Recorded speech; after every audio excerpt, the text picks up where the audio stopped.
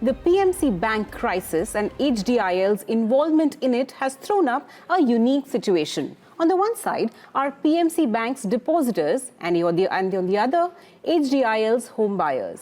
The two are agitating before the Bombay High Court and NCLT Mumbai respectively to recover their dues. Remember, in September, the enforcement agencies had pointed out that loans advanced to HDIL by PMC Bank were diverted to the promoters' personal accounts. Soon after, the bank's depositors filed a PIL or a public interest litigation before the Bombay High Court to recover their dues.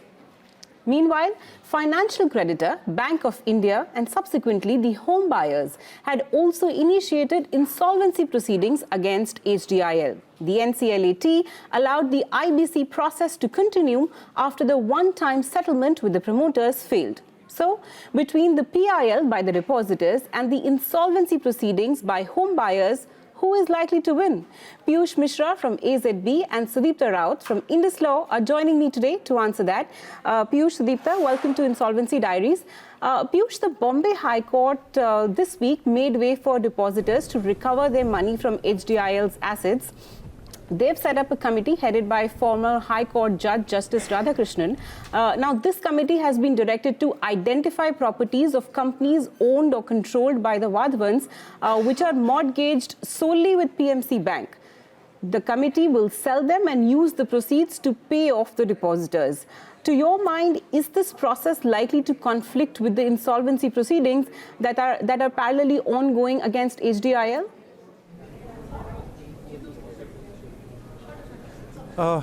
Yes, thanks, Paishan. So yes, I think there is a potential conflict because of the wide wording of the order. The order says, in effect, that the order applies to properties of not only the promoter, but also the companies owned, controlled, or managed by them. And HDIL certainly is one of them. The devil lies in the details, so we'll have to look at the affidavit filed by the promoters. So broadly, the order splits in three parts in terms of when dealing with properties. So they have referred to four kinds of properties. The first property is the property mortgage in favor of PMC Bank. Again, companies owned, controlled by the promoters included within that ambit. Where the second set is where other lenders also have a charge along with PMC Bank.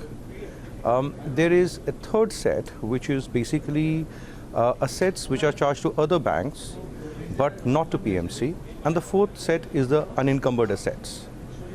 In effect, the court says through the committee to identify all these assets, to sell them one after the other than, of course, assets charged to other banks. So assets charged to PMC either exclusively or together with other banks. And then says, to the extent that these are not sufficient, sell off the unencumbered assets. And without making any reference to corporate insolvency resolution process, in effect says all these assets can be sold, which obviously, if HDIL assets are part of that, and as I said, that much will depend on the affidavit file, and I suspect they are probably part of this, because the overall value of assets that are secured, including exclusively to PMC as well as to other banks on a pari passu basis, is roughly 11,000 crores. The value of unencumbered assets apparently is 2,600 crores. So to the extent that they include HDIL assets, there is a potential of a conflict. It would have been, ideal to say the other way around, where you say, except to the extent, the respective companies are in the corporate insolvency resolution process because they have a moratorium in place, or if one of the subsidiary companies of HDIL goes into insolvency, again a moratorium would come into play on that. So a carve out for that should ideally have been there in the order. So I think yes, there is a potential of a conflict.